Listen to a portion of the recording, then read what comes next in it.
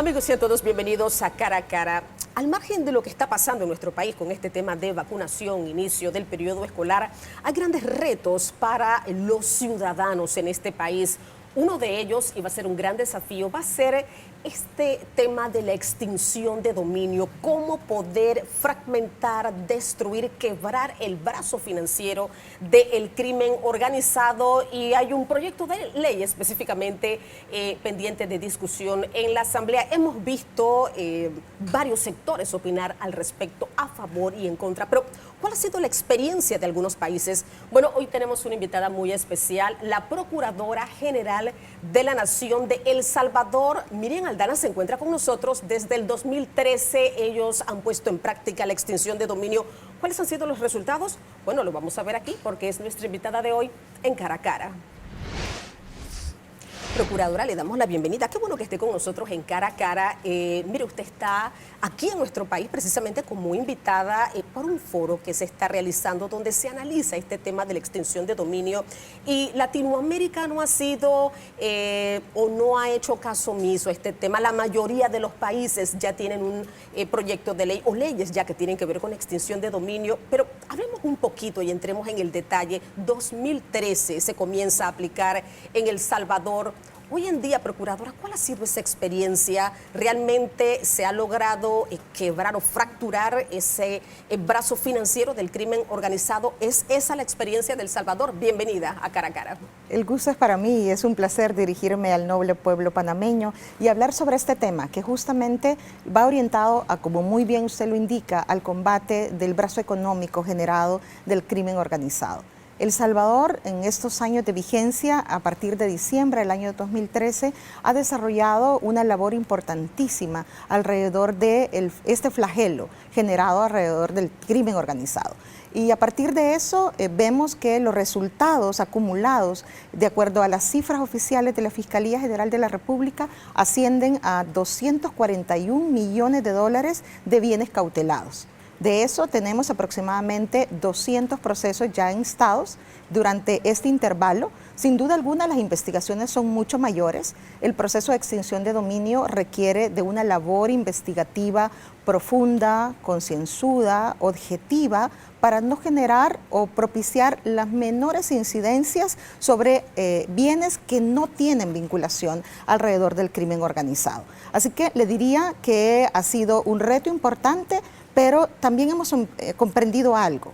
Y hablar de la extinción de dominio es hablar de protección de derechos fundamentales. Porque cuando hablamos de crimen organizado, hablamos precisamente de las víctimas del crimen organizado, de las mujeres víctimas de trata de personas, de nuestras niñas y adolescentes que también resultan venir a ser explotadas sexualmente bajo la modalidad comercial.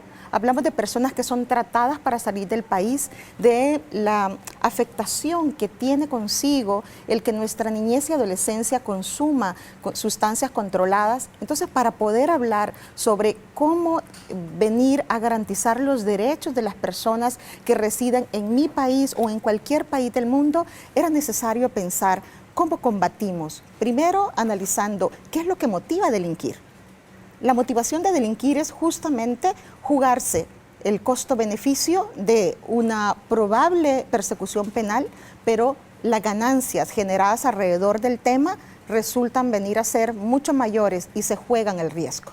Entonces, conociendo que la verdadera motivación de delinquir resulta venir a ser la obtención de beneficios patrimoniales o beneficios de orden material, era importante saber si nosotros desde El Salvador estábamos adoptando las medidas idóneas para ese propósito. De hecho, Procuradora, entiendo que se han hecho modificaciones a la ley, pero necesito decir esto antes de continuar con la entrevista. La Procuradora Aldana se ha desempeñado como jueza de extinción de dominio y fue la primera persona en ejercer esa función. Yo creo que esto tiene un valor agregado para usted. Háblame un poco tal vez sobre esas modificaciones, porque sí, puede haber un proyecto, una primera ley, pero bueno, en el caso de El Salvador, que se aplica desde 2013, ya la experiencia le dice que hay que hacer algún tipo de modificaciones. ¿Cuáles han sido en ese caso y obviamente los resultados de ellas, no?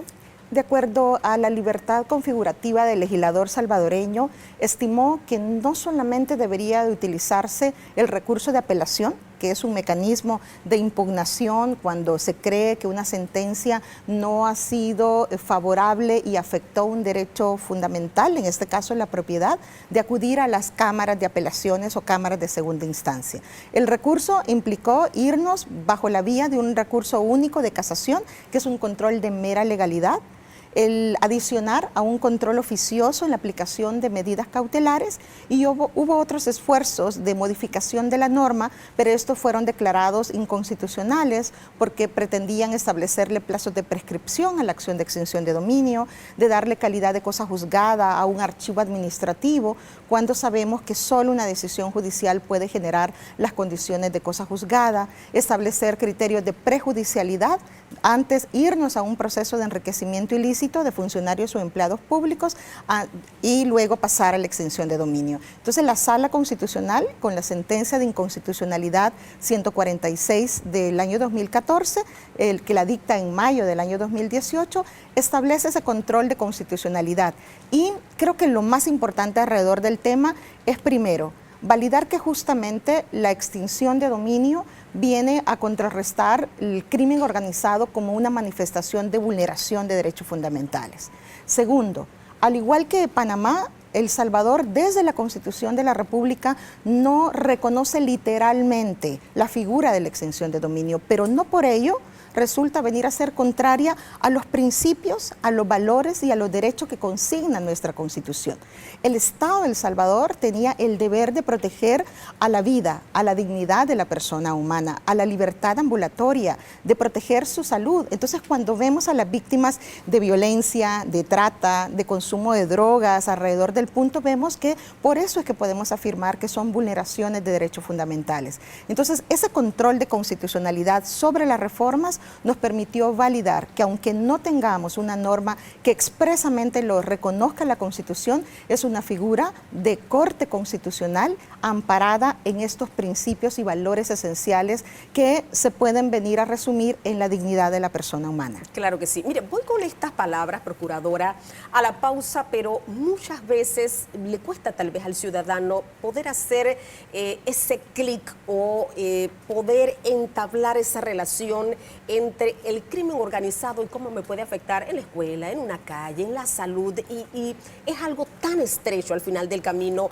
Pero me gustaría en el próximo bloque, procuradora, hablar un poco cuáles pudiesen ser esos consejos o recomendaciones que usted pudiera darle a Panamá. Nosotros en este momento, al abordar el tema, nos encontramos con voces a favor, pero también voces en contra. Y en el marco o el escenario de esto que estamos viviendo, sería bueno poder conocer tal vez esas recomendaciones y cómo fue en el caso específicamente de El Salvador la aprobación de esta ley, que hoy en día, como hemos escuchado, tiene grandes beneficios. Vamos al cambio, procuradora, pero en breve retornamos con más. La procuradora se le vence el periodo ahora en el mes de mayo, pero también quiere reelegirse en el cargo. ¿Cuáles han sido también esos proyectos que ha planteado y que continúa o quiere seguir desarrollando? Vamos a hablar también de esos temas aquí en Cara a Cara. Acompáñenos.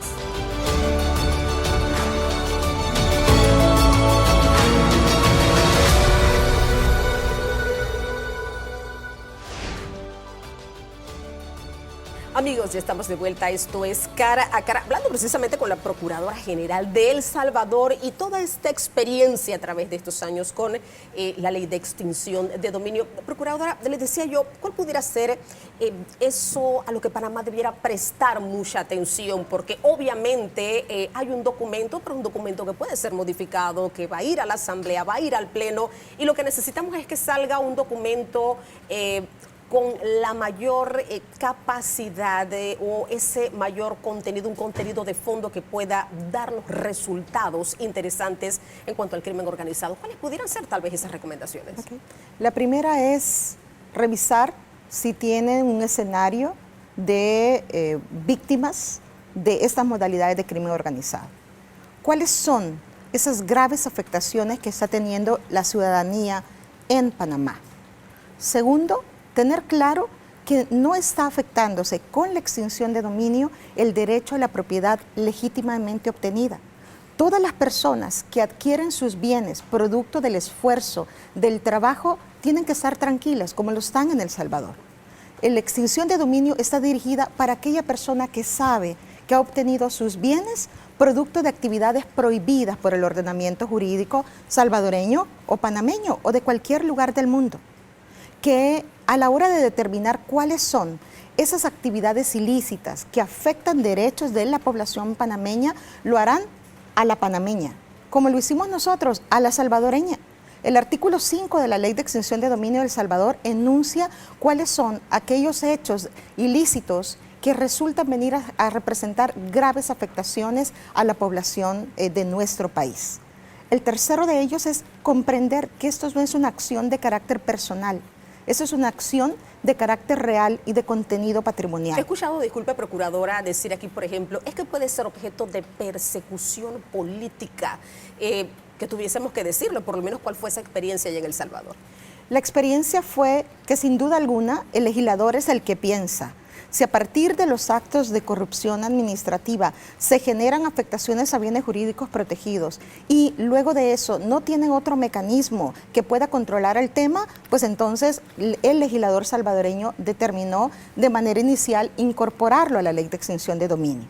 Sin embargo, el artículo 240 de la Constitución de la República ya establecía otro mecanismo distinto para la recuperación de los activos, que finalmente eso es lo que nos señala el compromiso internacional alrededor de Mérida en el combate a la corrupción. Entonces, por ahora, la figura de la extinción de dominio, su instituto solo ve la persecución o la recuperación de los activos productos de la corrupción en defecto de una acción de enriquecimiento ilícito. Pero la determinación si este tipo de hechos como corruptibles se someten o no a la extinción de dominio, eso lo valora usted, lo valora el Senado, lo valora los legisladores. Son ellos los que a partir de la realidad salvadoreña tendrán que verificar si resulta venir a ser propio o no darle una salida a través de la extinción de dominio. Procuradora, ¿se acorta la narcopolítica con este tipo de leyes? ¿Cuál ha sido la experiencia en El Salvador? Porque es que cuando hablamos de narcopolítica pareciera que hubiese cierto grado de blindaje, de protección, algo que de una u otra manera no se pudiera penetrar.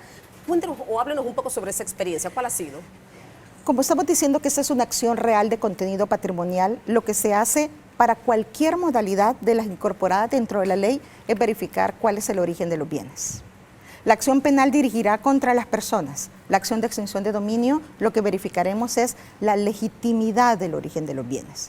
Lo que haremos es corroborar si bienes no han sido utilizados para instrumentalizar la ejecución de estas modalidades. ¿Ha sido el lugar donde se resguarda la droga? ¿Ha sido el lugar donde se distribuye la droga? ¿Ha sido el lugar a donde se propicia que se den los desembarques de la droga? Pues entonces va dirigido contra esos bienes. Sin duda alguna, lo que reflejan los datos estadísticos de la República de El Salvador es que la narcoactividad, así como la trata de personas y el tráfico ilegal de personas y los incrementos patrimoniales no justificados son las causales más importantes de aplicación de la Ley de Extinción de Dominio.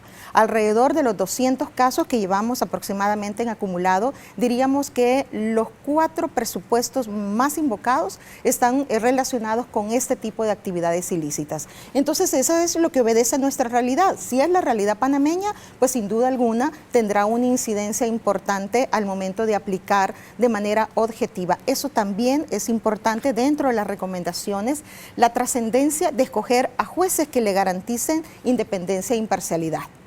La pregunta que nosotros inicialmente nos hicimos fue, ¿necesitan jueces especializados? ¿Necesitan fiscales y agentes de policía especializados? Y la respuesta fue sí. Y la especialización nos garantiza mayor objetividad, nos garantiza mayor certeza alrededor de la determinación de la procedencia de extinción de dominio.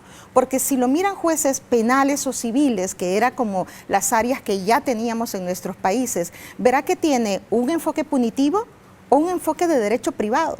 Entonces muchos se han preguntado, ¿y cuál es la naturaleza de la extinción? Pues la extinción de dominio. Como en algún momento sacamos del derecho civil el derecho familiar, el derecho de niñez y adolescencia, por la especialización ese es el momento de sacar dentro del análisis de la legitimidad de los bienes o si los bienes han sido instrumentalizados para delinquir, un instituto con sus propios objetos de estudio, sus propias normas procesales, como lo es la extinción de dominio. Claro, y mire, en el próximo bloque, Procuradora, me gustaría que usted mencionara algunos casos puntuales que previo a la entrevista usted me los mencionó y que me llamó poderosamente la atención, porque al final del camino de eso se trata. A veces, hay muchas cosas tapadas que por falta de una ley no se pueden descubrir, llegar hasta allá. Vamos a ver algunos de los casos que han ocurrido específicamente en El Salvador. Lo hacemos, Procuradora, cuando retornemos de la siguiente pausa comercial. Acompáñenos, esto es Cara a Cara.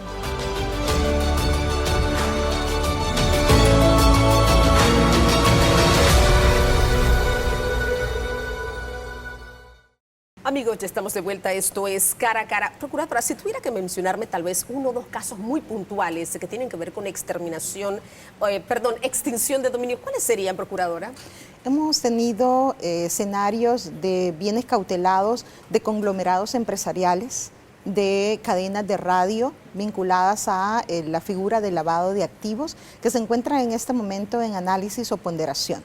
Y hablar de los bienes también me permite dar una recomendación adicional alrededor de Panamá. Esa es una de las virtualidades de la extinción de dominio, la administración de los bienes.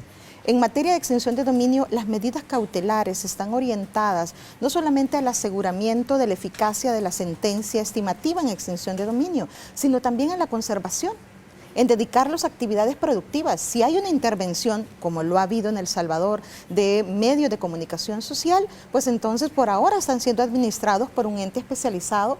No hubo ningún día en que se suspendiera la transmisión. Se siguen generando las mismas pautas, se respetan las líneas editoras y al final, si la sentencia estimativa o la sentencia dictada por el juez no fuese de extinción de dominio, pues entonces se le devuelve de la administración y la legítima titularidad a la sociedad o la persona natural o jurídica que le era la titular. Y todas las ganancias que se han generado se le entregan. Como también resulta lo contrario. Si hay una sentencia estimativa, pues entonces el Estado se queda con toda la ganancia generada durante el tema de la administración. Y adicionalmente a eso, la función social de los bienes. En el periodo de cuarentena propiciada por el COVID-19, muchos de las líneas de los conglomerados empresariales eran hoteles y fueron utilizados como centros de contención de la pandemia. Entonces, aquí es donde viene la función social. Y adicionalmente, ¿para qué se utiliza los bienes extinguidos o los montos dinerarios que fueron liquidados luego del proceso correspondiente? Sirven para poder devolver a la sociedad la afectación de alguna manera a las víctimas, a los grupos poblacionales en situación de vulnerabilidad que han sido afectados por el crimen organizado. ¿Alguna institución en particular, Procuradora, en el caso de El Salvador? En el caso de El Salvador dice que puede ser orientado a instituciones dedicadas a prevenir los delitos contra las drogas, ¿verdad? O pueden distribuirse entre algunas instituciones públicas que están orientadas al combate de la criminalidad organizada. Entonces, la pregunta fundamental es, ¿en qué momento la extinción de dominio? ¿Cuándo comenzamos a intervenir bienes? En el momento en el que decidamos que nuestros países no se conviertan en estados fallidos, en el momento en que no querramos que la violencia venga y siga fragmentando a las sociedades, en el momento en que no querramos ver a nuestra niñez y adolescencia sumergida en las drogas, en el momento en que decidamos que no es posible que se siga afectando la dignidad de mujeres y niñas que pueden estar siendo víctimas de delitos de explotación sexual o comercial. Ese es el momento oportuno y eso lo determina cada una de las sociedades y eso lo determina los legisladores comprometidos en combatir el crimen organizado, no solamente por el hecho de estar haciendo acciones contrarias a la ley, sino quienes están siendo víctimas de esas acciones criminales de las que además se está teniendo grandes ganancias. ¿Cuál pudiera ser tal vez la mayor cautela o el mayor temor que pudiese existir, por ejemplo, en el caso de Panamá, a la hora de estar latente en la mesa, en el escenario, en el tapete, un proyecto de ley tan importante, Procuradora? Lo que debe tener claro es para qué la extinción de dominio. ¿Cuál es el propósito de la extinción? Separarlo de dejar claro que este es un proceso totalmente autónomo, independiente, no vincularlo a una dependencia o resulta del ámbito penal porque volvería nugatorio el proceso de extinción y el instituto en su aplicación propiamente tal.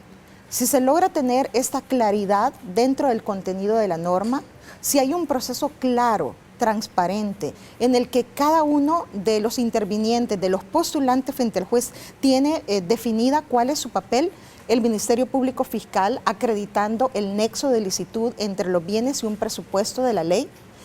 Los abogados y abogadas que representan a la persona afectada van a tener que formarse y formarse muy bien y conocer cómo ejercer su derecho de audiencia y contradicción. ¿Cuánto tiempo tomó en El Salvador esta capacitación?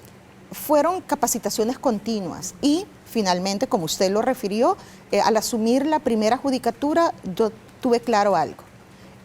El fin pedagógico del derecho se manifiesta en el contenido de las sentencias. Las sentencias tienen que basarse en sí mismas, las sentencias tienen que ser explicadas y ser comprendidas en su contenido, no remisiones hacia otras normas, sino dejar claro cuáles fueron las razones o las justificaciones de la sentencia en el sentido que está. Si había que reconocer el derecho de una persona en su condición de tercería de buena fe exenta de culpa, pues había que hacerlo. ¿Y qué es esto? ¿Cuándo surge la tercería? Esto es importante para las personas que están claras, que tienen cómo acreditar el origen lícito de sus bienes. Significa el establecer que la conexión en la titularidad o posesión con un bien no tenía una vinculación con un presupuesto establecido en la norma y que esa vinculación no puede atribuirse ni por la voluntad propia, ni por anuencia, ni por permisencia sobre el origen o la instrumentalización de los bienes. Entonces, este es un tema probatorio. Esto implica un funcionamiento del sistema. Las críticas fundamentales que pueden presentarse no son de la esencia de la ley, sino de cómo se aplica la ley. Entonces, el reto primero es tomar la decisión y decir si es el momento oportuno para que Panamá responda a ponerle fin a las ganancias derivadas del crimen organizado y sus afectaciones a la ciudadanía panameña, y luego determinar que deben ser debidamente formados todas aquellas personas bajo la figura de la especialización para que se conviertan en los operadores del sistema de justicia relacionados a la materia de extinción de dominio. Procuradora, muchísimas gracias por habernos acompañado, compartir su experiencia y saber lo importante que es para nuestros países una ley de esta naturaleza. Panamá está en deuda, lo necesitamos hace mucho tiempo y decía el ministro de Seguridad, no queremos tener un país de narcos, obviamente no lo queremos tener y por eso necesitamos esta ley con urgencia. A la Procuradora General de El Salvador, Miriam Aldara, mil gracias por habernos acompañado aquí en Cara a Cara.